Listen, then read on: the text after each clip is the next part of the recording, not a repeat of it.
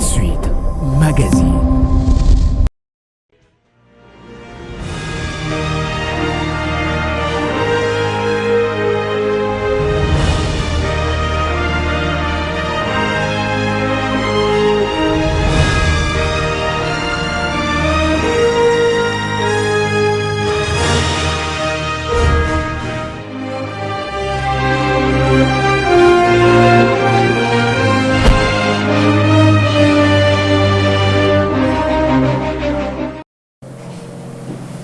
Très heureuse de savoir que vous êtes très nombreux à suivre cette belle émission Ma Profession, une émission qui est là pour vous amener à découvrir le professionnel, les hommes de métier, les personnes qui assument des fonctions quelconques dans notre pays, ce beau pays, la République démocratique du Congo. Bonjour et bienvenue.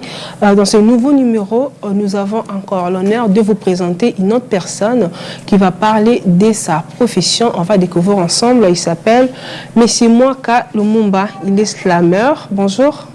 Oui, bonjour. Comment vous allez? Je vais bien, merci. Je suis ravie de partager ce plateau avec vous. Et moi aussi, je suis très content d'être ici. Ok. Je vous ai présenté comme slammer. Vous aimez vraiment ce qui est l'écriture, mais à part ce que je viens de dire, vous avez autre casquette que vous faites. Je n'ai pas pu balayer pendant que je parlais de vous. Bon, avant d'être slammer, je suis d'abord poète. C'est ce que j'aime vraiment préciser. Et en général, je suis écrivain et révolutionnaire aussi panafricain. Voilà. Ok. Et avec vous, on va parler, on va développer dans cette émission la thématique qui est slam, la poésie parlée, fait qu'il a un message. Ça va, non? Ouais, ça Votre slammer, ça peut aller? Oui, ça peut aller. Bon, parlons concernant l'islam. Quand on parle d'islam, peut-être c'est la première fois qu'on puisse écouter ces mots, slam. Okay. Vous, étant slammer, qu'est-ce que vous pouvez dire du mot slam? Je vais donner un peu des... J'irai dans des sens, dans les deux sens. Okay. Je parlerai de l'étymologie de l'islam et également de sa définition. Alors, étymologiquement, l'islam vient du mot anglais. Okay. Qui veut dire claquer. Claquer avec quoi? Claquer avec les mots. Okay. Alors, pour une petite histoire, l'islam a débuté aux États-Unis avec Mark Smith, qui est un Américain, qui avait vu, selon lui, que la poésie n'avait plus son ampleur et la poésie restait trop ésotérique. Okay. Alors, pour essayer de vulgariser un peu la poésie, de rendre encore la poésie plus visible et accessible à tout le monde, c'est alors qu'il a pensé créer l'islam, okay. Qui est, par sa définition, de manière un peu notoire, un texte poétique rythmé et dit sur scène. Okay. Donc, de manière un peu notoire ou par une définition simple et normale, on peut dire que l'islam est un texte poétique rythmé et dit sur scène. Alors, pour laquelle on va parler de la poésie parlée, véhicule un message. Donc, s'il faut dire l'islam, en fait, l'islam claque, c'est ça? Claquer avec le message. Voilà. Et, quel est le rôle d'un slammer? Vous êtes slammer, quel est votre rôle? Un slammer, à la base, un slammer était un poète piraté, je dirais. Okay. S'il y aura déjà qui vont me contredire, je ne sais pas. D'accord. Et un slammer est un porteur de messages.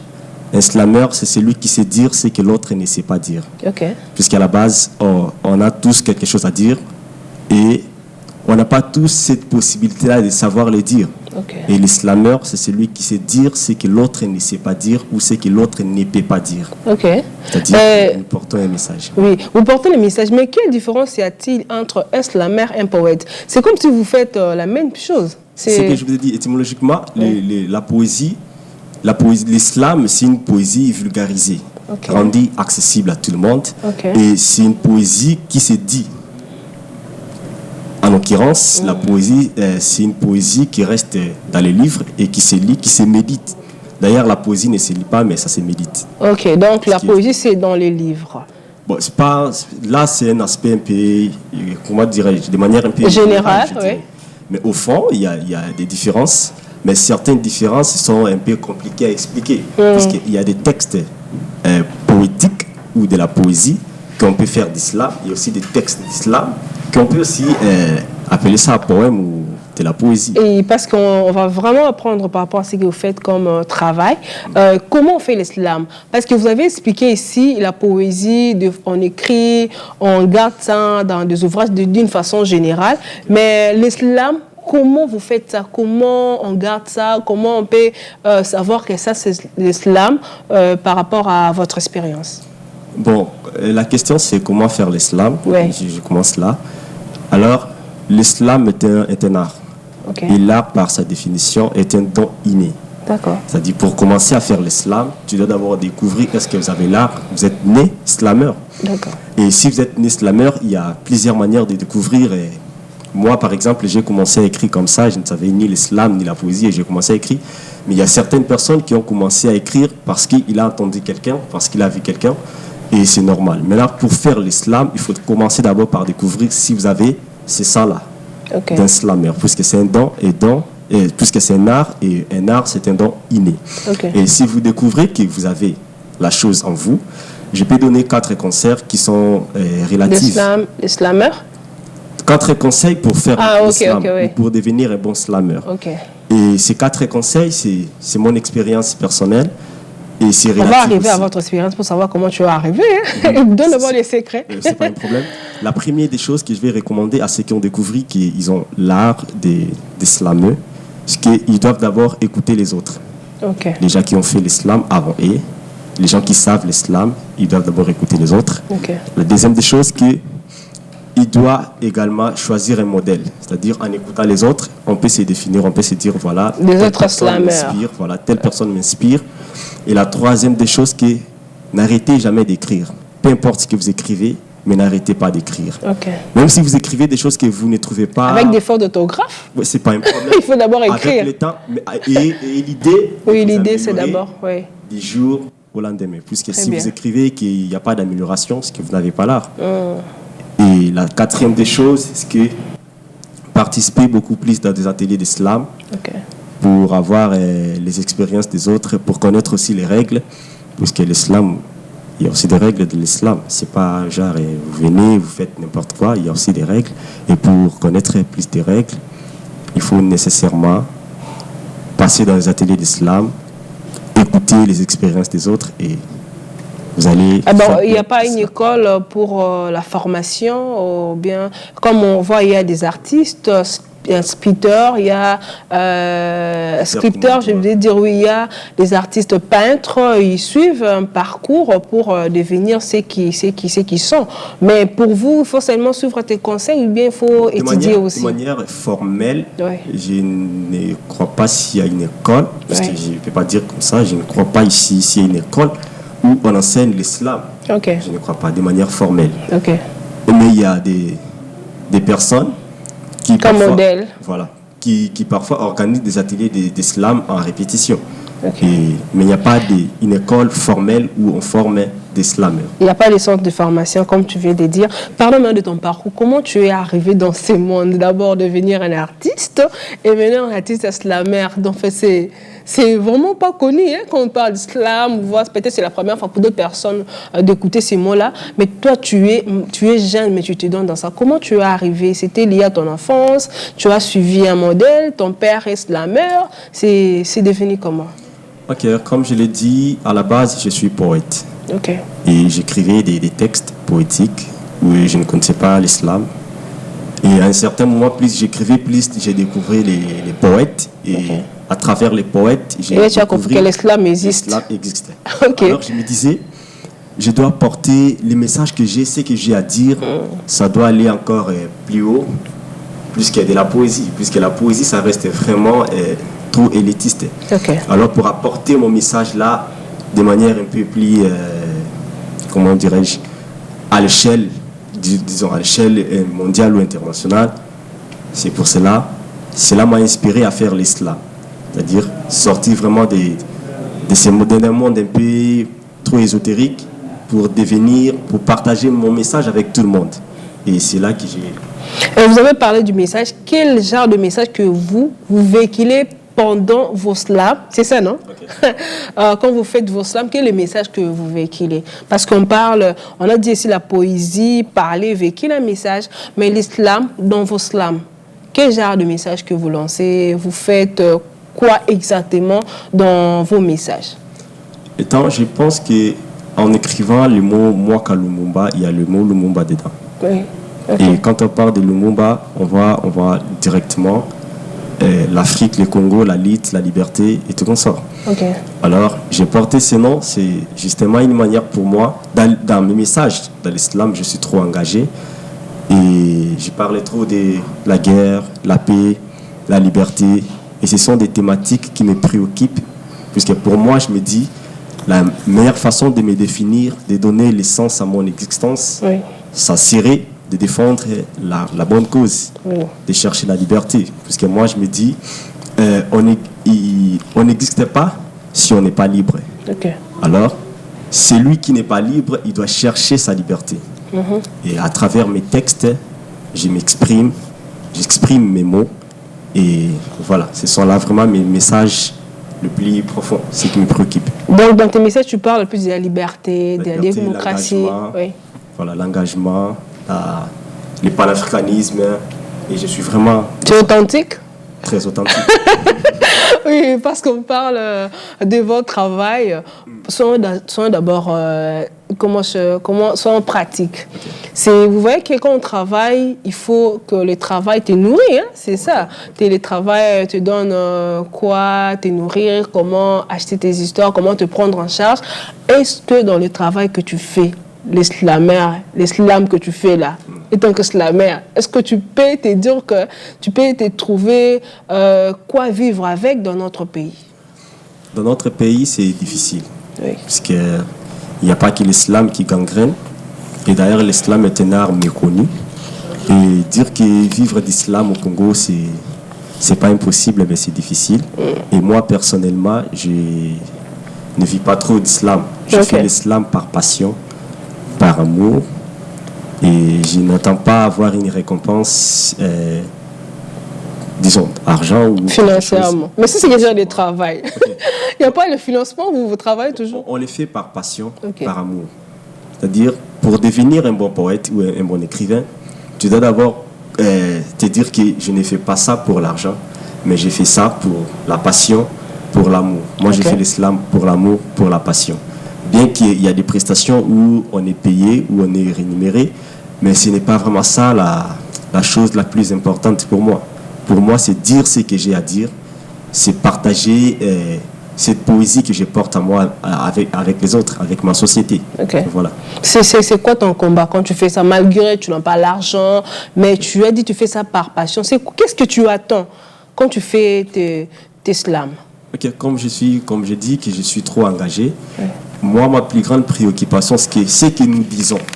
Que ça puisse se réaliser un jour. C'est-à-dire, aujourd'hui, si nous parlons de la paix à Béni, je veux qu'un jour, dans cette partie du pays, il y ait la paix.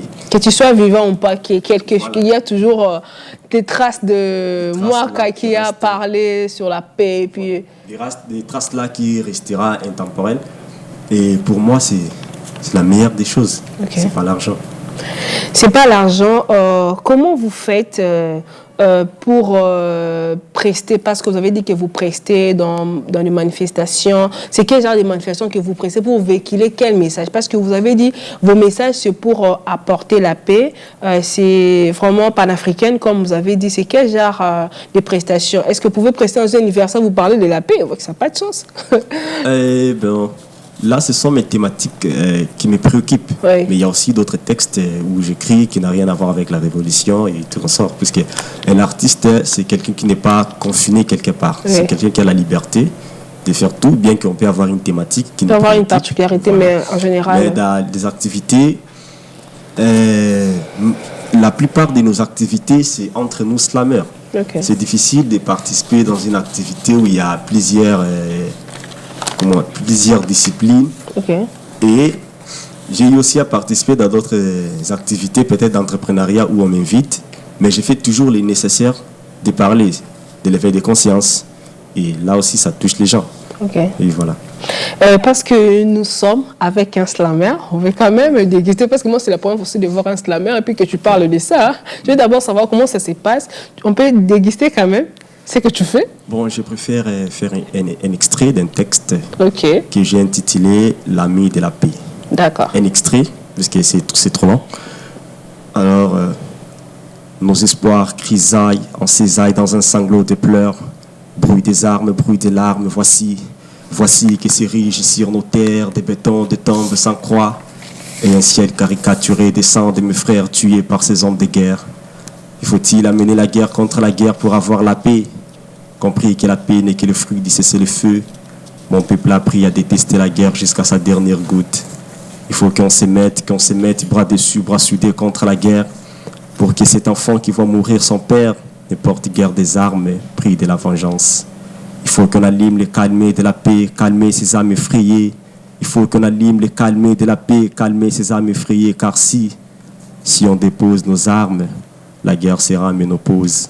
C'est ce que moi je propose pour qu'on change les choses. Si on dépose nos armes, la guerre sera ménopause. C'est ce que moi je propose pour qu'on change les choses. Ok, d'accord, bravo. Mais c'est comme les rap, hein? En quelque sorte. En quelque sorte. Bon, en fait, quand vous faites ça, il y a un rythme qui vous accompagne bien, vous faites toujours comme ça? Il y a un rythme naturel, Okay. comme j'ai fait comme ça, et il y a aussi des instruments parfois qui nous accompagnent. Ok. Et quel genre d'instrument qui vous accompagne? Peu importe, hein. Peu importe, la guitare, que ce soit les synthés, et peu importe, ça dépend. Oui. On vous reçoit aujourd'hui dans la chaîne de l'éducation. Vous avez dit que vous êtes poète aussi et on vous reçoit aujourd'hui en tant que slammer. Qu'est-ce qui représente l'éducation pour vous? L'éducation, pour moi, c'est... Puisque j'ai fait aussi la pédagogie, j'ai fait aussi la psychologie appliquée. Et parler de l'éducation, c'est quelque chose aussi qui me préoccupe. Et dans ce que nous faisons, il y a l'éducation. Puisque ramener les gens à réfléchir, ramener les gens à défendre leurs droits, c'est aussi une manière de les éduquer. Et voilà, en bref.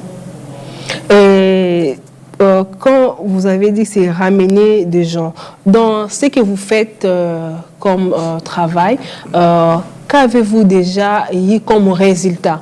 Parce que ce qui vous motive, c'est votre combat. Mais depuis que vous avez commencé à faire ça, avez-vous déjà vu un changement parce que toi, tu as slamé, parce que toi, tu as véhiculé un message par rapport à tes slams? Je ne donnerai pas une statistique personnelle, mais je donnerai un peu une statistique globale par rapport à ce que les slammers font. Je parlerai de la situation des Béni. Aujourd'hui, la situation des Béni est connue presque partout grâce aussi à cet art, l'islam. Et d'ailleurs, des grands slammers congolais se retrouvent là-bas. Et à travers ce que nous faisons, nous nous rendons compte que la voix s'élargisse. La voix des sans-voix s'est fait entendre partout. Grâce à votre combat. Grâce à ce que nous faisons. C'est-à-dire là, c'est de manière générale. Parler de moi, puisque pour avoir la notoriété de changer une situation à ce que je fais, il faut avoir une visibilité là un peu élargie, alors qu'on n'a pas cette visibilité. Et j'ai parlé de manière générale, j'ai englobé dans tous les slammers, ce que nous faisons, moi je constate un changement. Dans ce que tous les slammers font, il y a un grand changement. Et voilà. Et comment, parce que vous avez dit que la visibilité n'est pas vraiment élargie, à votre niveau, est-ce que vous avez une association de slammers congolais pour que votre métier puisse être connu en République démocratique du Congo? Il y a plusieurs collectifs de slammers. Il y a plusieurs collectifs, c'est plus des centaines. Il y en a, on organise nos ateliers, on organise nos scènes, on organise nos réunions et nos répétitions, donc il y en a. Et étant slammer en jeune, quels sont vos projets d'avenir? Qu'est-ce que vous souhaitez? Qu'est-ce que vous voulez? Dans l'islam, ce que moi je souhaiterais, c'est qu'aujourd'hui, nous sommes confrontés à plusieurs problèmes. Déjà, l'organisation formelle et gouvernementale n'est pas trop satisfaite pour nous. Alors, c'est que mon souhait, c'est qu'un jour, nous puissions aussi, nous, les slammers de la RDC, participer dans des concours internationaux tels que la Coupe du Monde d'Islam, les Cannes. Nous, est-ce qu'à la francophonie, vous étiez là? Excuse-moi, parce que j'ai coupé, j'ai été arraché. On n'était pas là de manière, comment dirais-je, On était là. Pas vous, mais quand même, le oui, slammer je sais, représenté. Oui, je comprends. On n'était pas présenté, genre, l'organisation de la francophonie, mais c'était par... C'était une façon aussi de votre visibilité. Bon, c'est quelqu'un d'autre qui travaillait là-bas et qui s'est dit, bon, si je mettais l'islam, ça allait être mieux. Okay. Mais ce n'était pas genre le gouvernement qui décide de choisir des slamers, non, ce n'était pas comme ça. Okay. C'était juste à quelqu'un, des bons cœurs, qui s'est dit, bon, on peut aligner les slamers. En attendant que nous fassions ça, les slamers peuvent profiter. Mais ce n'était pas formel où la francophonie avait sélectionné des slamers, non. Oui, la suite de votre réponse, quand on continue à parler de vos projets. Mais est-ce que si on pouvait créer quelque chose qui va faciliter les slamers, des concours nationaux, puisque quand vous allez dans d'autres pays tels que le Mali, il y a vraiment des concours nationaux des slamers qui permettent à ce que les gagnants, non seulement ils sont motivés, mais ils vont aussi jouer peut-être la Coupe du Monde, ils vont aussi jouer peut-être la CAN des slams, et ça fait la fierté. Et nous aussi, on aimerait aussi avoir cette organisation-là qui va nous aider à avancer. Ok. Voilà. Oui, étant un slammer, vous êtes vous-même dans ce que vous faites. Si une personne vous regarde, dans quelle manière que tu veux qu'on puisse t'aider? En faisant quoi exactement? Parce que si un musicien passe ici et dit bon, j'ai besoin de producteurs parce que j'ai déjà des chansons, je n'ai pas encore produit. Si un artiste peintre, j'ai besoin qu'une personne m'aide à acheter mes instruments de travail. Si par exemple un mécanicien qui passe ici, un couturier, mais toi étant un slammer, qu'est-ce que tu vas demander qu'on puisse t'amener comme aide pour que ton travail puisse développer? Déjà, comme vous avez dit, ce que moi, si quelqu'un pourrait m'aider, c'est qu'avoir déjà un producteur, c'est un pas d'avance qui va me permettre d'avancer. Et un producteur, ça me permet même de réaliser certaines choses que moi-même, je ne peux pas réaliser. Donc, si j'ai un producteur, ça va me permettre d'aller de l'avant. D'aller de l'avant par rapport à ce projet. Parce que nous sommes vraiment arrivés à la fin. Nous avons abordé les thèmes qui étaient slam, la poésie parlée, véhicule un message. Quel sera le message universel que tu vas passer à travers cette émission Ma Profession? Le message universel, j'aimerais vraiment aller de mon côté, de ce que moi je fais. Je dirais, s'il y a... Oui, allez-y. Il y a un mot, une phrase, c'est une punchline, je dirais que Youssouf a dit, on vit dans un monde où Dieu ne fait pas l'unanimité. Moi, je me dis, certes, si Dieu ne fait pas l'unanimité, au moins, la paix, ça doit faire l'unanimité. Et comment te contacter? Me contacter les 082 93 30 215. Et par Facebook, si vous tapez Moi Kalumumba, vous verrez tout. En tout cas, merci. C'était un réel plaisir de partager ce plateau avec vous. C'est la première fois, mais revenez parce que ce plateau est pour vous, le professionnel. Venez faire découvrir à la population ce que vous faites et que nous on ignore, on ne sait pas. C'est grâce à cette émission, on sait comment savoir qu'est-ce qui est comme métier profession dans notre pays. Merci beaucoup. Je remercie l'équipe technique de la RTD. Merci à toutes les personnes qui me regardent. Bodeli, Merveille, Batondo, mon habilleuse. Donc, Batondo Mode, je te dis merci. Merci à tout le monde. On se retrouve très prochainement, mais à très bientôt. Merci beaucoup.